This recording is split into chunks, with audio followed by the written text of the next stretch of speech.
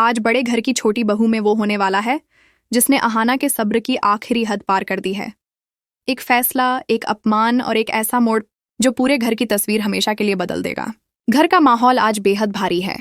हर किसी के चेहरे पर तनाव साफ झलक रहा है। अहाना चुपचाप सीढ़ियों के पास खड़ी है। उसकी आंखों में आंसू नहीं है, लेकिन आत्मसम्मान की चमक जरूर है। सामने बैठा अर्जुन उसे ऐसे देख रहा है जैसे अभी भी सब कुछ उसके काबू में हो। तभी दुर्गा देवी की आवाज गूंजती है। वह अहाना से कहती हैं कि घर की बहू होकर उसे अपनी सीमाएं याद रखनी चाहिए। यह बात अहाना के दिल में तीर की तरह चुभती है।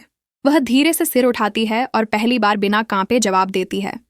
वह कहती है कि सम्मान किसी ओहदे से नहीं, व्यवहार से मिलता है। अर्जुन बीच में दखल देने की कोशिश करता है। वह कहता है कि अहाना को घर की शांति के लिए समझौता करना चाहिए, लेकिन आज अहाना समझौते के मूड में नहीं है।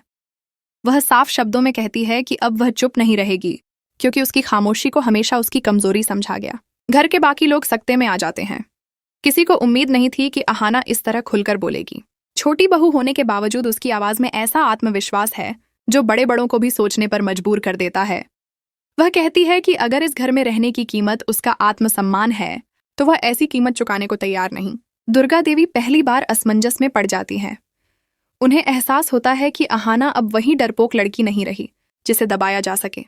अर्जुन की झुंझलाहट बढ़ने लगती है क्योंकि उसके शब्दों का अब कोई असर नहीं हो रहा। इसी बीच घर की दूसरी बहुएं भी धीरे धीरे अहाना के साथ खड़ी हो जाती हैं। ये देखकर पूरे घर का समीकरण बदल जाता है। अर्जुन को समझ आने लगता है कि बात अब उसके हाथ से निकल चुकी है।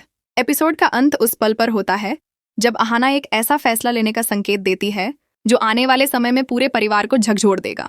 सवाल सिर्फ यही रह जाता है, क्या यह फैसला रिश्तों को नया मोड़ देगा या टकराव और बढ़ेगा?